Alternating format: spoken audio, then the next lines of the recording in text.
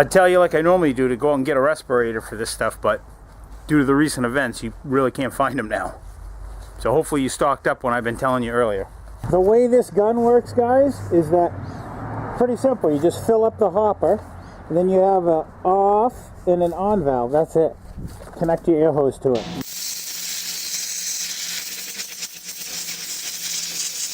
Welcome back, guys. We have a busy episode this week. We're going to be doing sandblasting. We're going to be detailing the motor. We're going to get everything in primer and in paint. Should be a lot of fun. Stick around. All right, guys, welcome back. We are to the point now where we are ready, and we are going to start priming this frame and scuff it down and hopefully get some paint on it. This is the moment I've been kind of waiting for because there is so much cleaning and stuff involved leading up to this point. Now I've got the ventilation fan on, I've got my DIY $60 welding hood fume extractor, motorcycle exhaust fume extractor, welding fume extractor. If you haven't seen the video for that, I'll put a link up above, but that's just going to help pull some of the fumes out of the workshop. And what I've done is I've masked off some of the components that I didn't want to get overspray on. And I've actually masked off a little brake linkage in the back here. The entire frame has been all scuffed down. If you haven't seen last week's video, I'll put a link up above. I showed you all the process that we went through to get it to this point. The entire frame has been Scotch-Brighted, and then we went over it with a rust converter, and now we've got everything masked off that we don't want to get overspray on. I left the key lock in here and this aluminum block. That's the only thing I've really masked off, so to say, that I could take off, but I don't want to. And now we're going to start priming. I've got some rattle can primer. I got it all suspended off the ground so I can get up underneath it. It's just hanging by some thin wires, and we're ready to rip. Let's do this. Like I've said in previous video, guys, wear a respirator when you do stuff like this. It's cheap. I mean, this is a $10 respirator. It's made from 3M. Put links down below.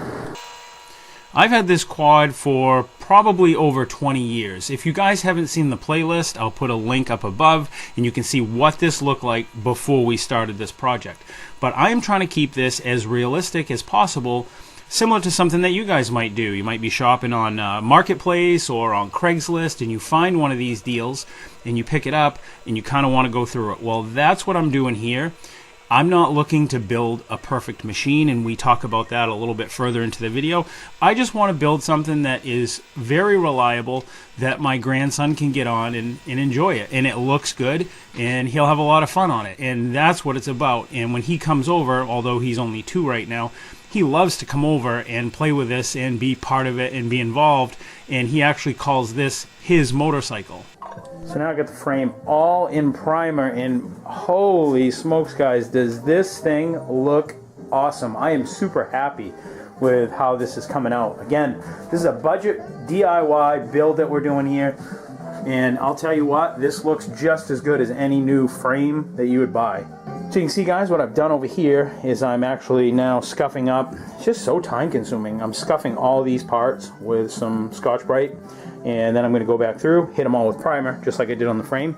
The parts for this four-wheeler, some of these parts, they don't even make them anymore. They're discontinued. Like, for example, the rear brake cable, that just isn't made anymore. They just don't make it. So you either have to find one, or you have to go have one custom built. Part of doing stuff like this is you have to document how things go, because when you put this back together, you don't want to put this piece here and this one here. Part of that is document it in video, like we're doing right now. So I actually have a nice video document of this. So this long tab, one way of remembering it, this long tab will have this long piece on it, and the words on this go on the top. Now we got a nice video reference, so when we put this back together, we know how it goes. Just try to take this out as well. Thank God these are nice and pliable. Yeah, these are good. So we'll just clean these all up nice, make it look real good.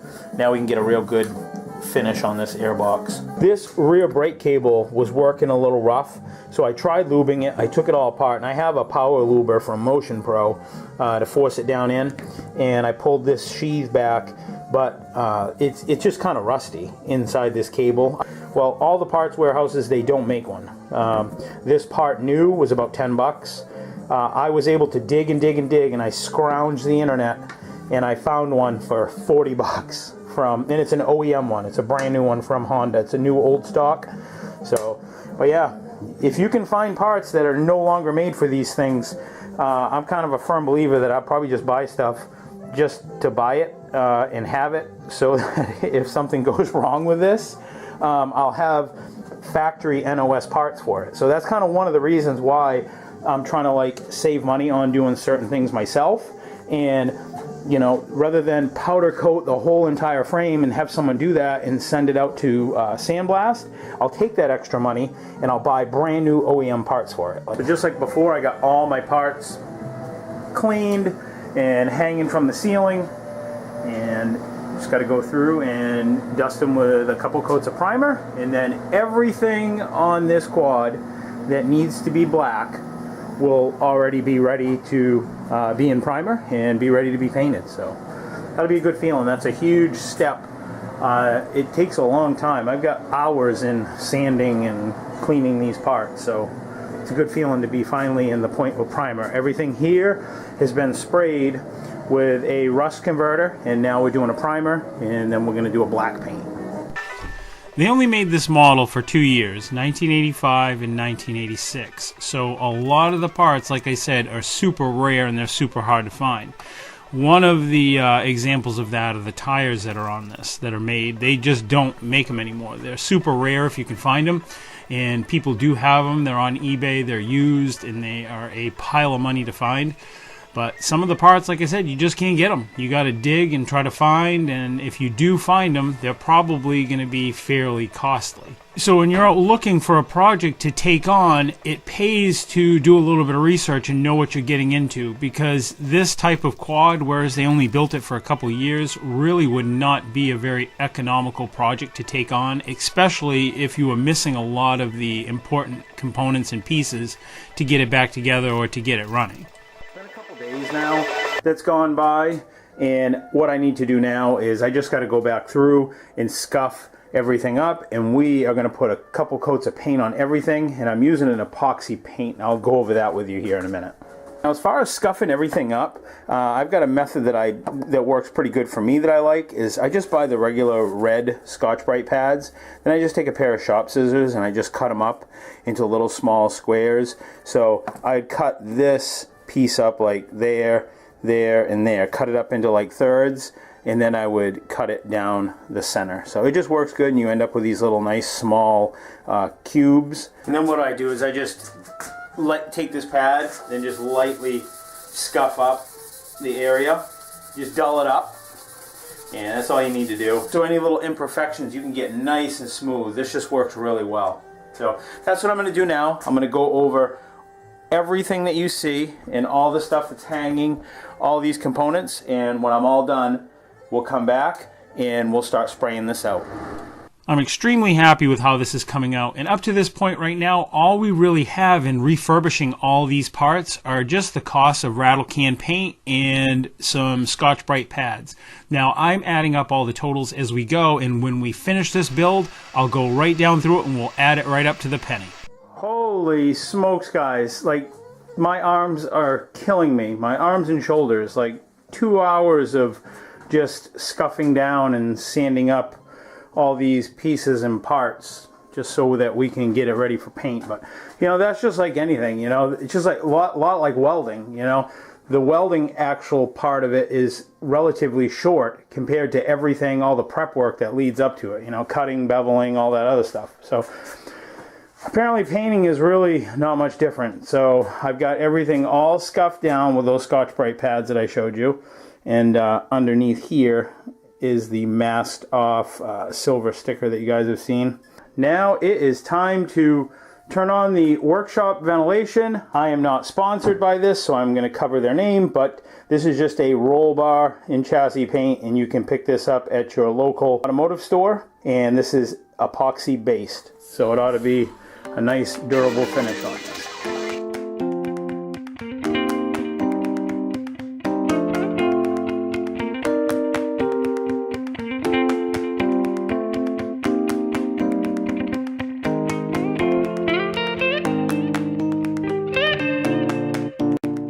Really nice, guys.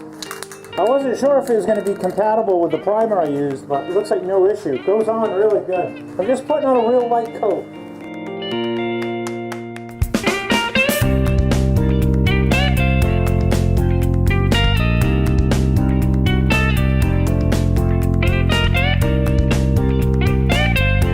Not too bad for rattle can paint, huh guys? I'm wearing my respirator, that's why I'm sounding like this. But yeah, this came out really nice. I've got 2 good coats on here. I didn't go 3, I just went 2, and I put them on, the first one light, and then I put on the second one a little bit heavier. But yeah, I'm happy how this came out. So we'll let this cure, and we'll be putting this thing back together before we know it.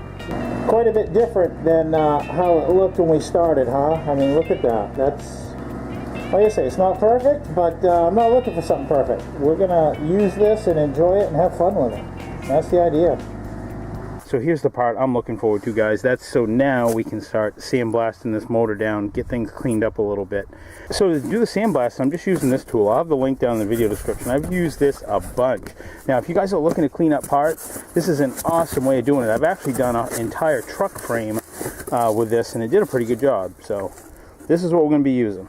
And for the blasting media, I'm just using that. It's just glass grit. And this stuff is cheap. It's only like $8 a bag. And this is, I think, like a 50-pound bag. So, yeah, super cheap. Good way to clean parts.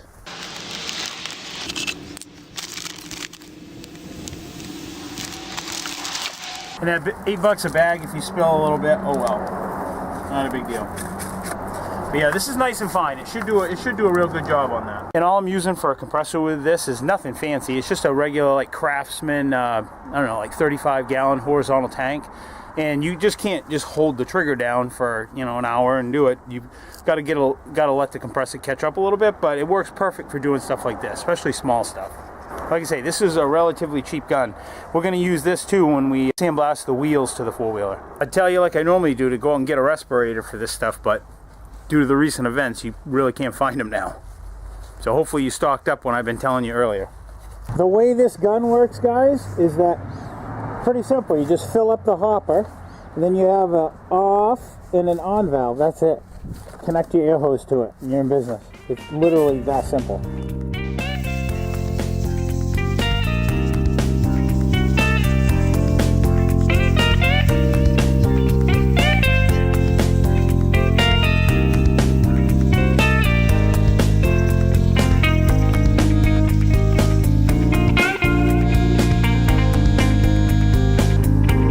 Guys, you can hear the compressor obviously kicked on, but not too shabby, huh?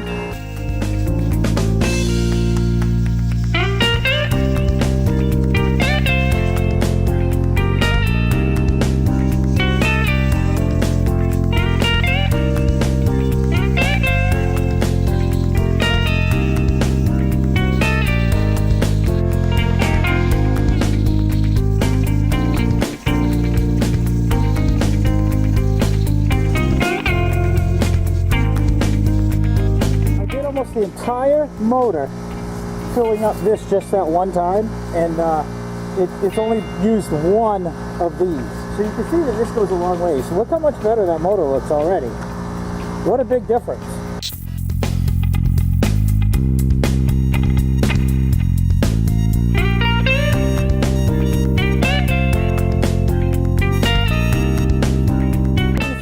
Not too bad for a backyard DIY fix, huh? I mean, like, this does a nice quality job. So I've used 2 of these containers now. We're on to the 3rd, but it doesn't really matter. I don't care if I use the whole bag, as long as it looks better than it did.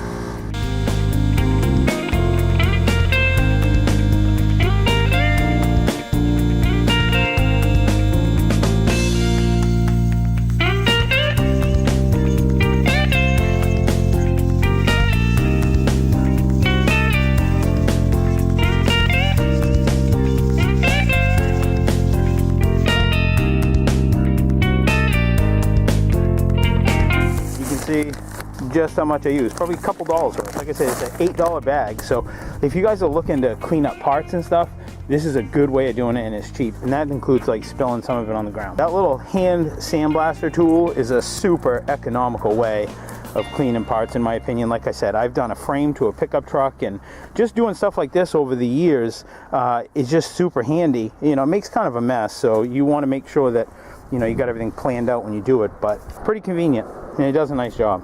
All right, guys, this is the part we have been waiting for. I'm going to paint everything that you see that's not masked off with this wheel paint, and I will put links down in the description of what I'm using for this stuff. But this is supposed to be a fairly close match to this factory Honda color. This is called Silver Cloud. I've got everything all scuffed up with a piece of Scotch-Brite. Like I showed you, that I just take these little square pads. That works great to get everything scuffed up. And now what I'm going to do is just start out by applying 3 coats. I start out my first one really light, and then move on to the second one, which is a little bit heavier, and then the third one is heavier than that. Then we move on to clear coat. I don't care about that crankcase vent hose. I'm replacing it anyways. So it's old, it's kind of hard and brittle, so we'll just put a new one on it. I'd say that color match is pretty close, guys. It has a little more metallic in it than what the Silver Cloud has, but I like it. It looks good. It doesn't look fake or plasticky. It looks really nice.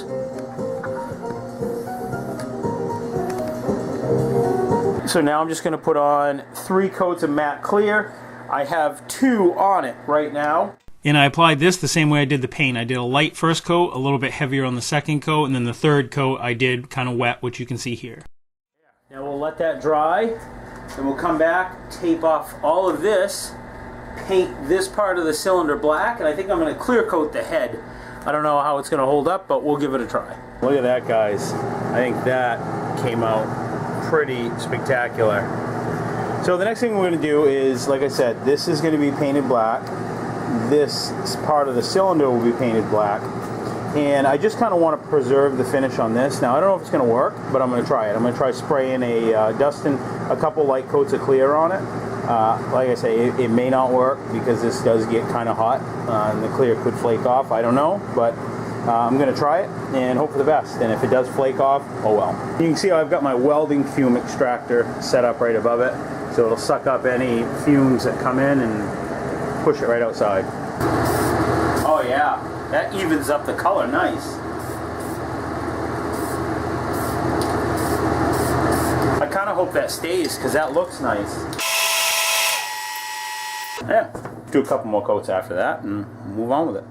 I just quickly sprayed this down with the chassis paint that I painted the frame with. And now we're going to work on the side covers. So I've completely taken this all apart and lubed everything, made sure everything was working nice.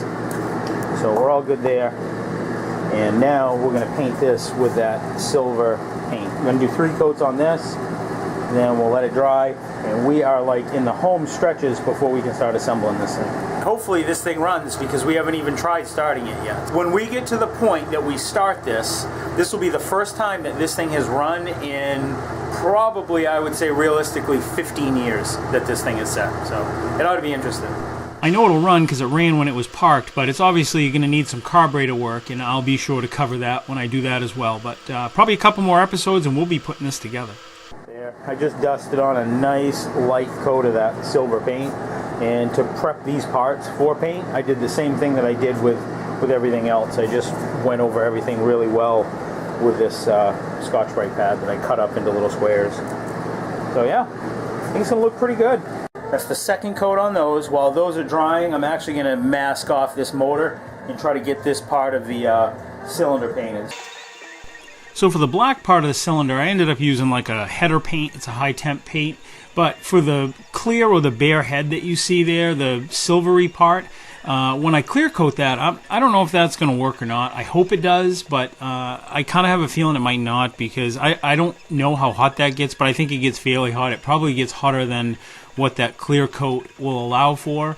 But I'm sure from the factory it didn't have a clear coat on it, so basically by me just putting a clear coat on it right now, it'll keep my dirty hands, like when I'm working on it, from leaving stains in that bare aluminum, and it'll just kind of keep it looking good. But that's an experiment I'm just trying. Alright guys, now I'm just going to paint this one last piece here with this paint here, just a high temp paint, so that should look good.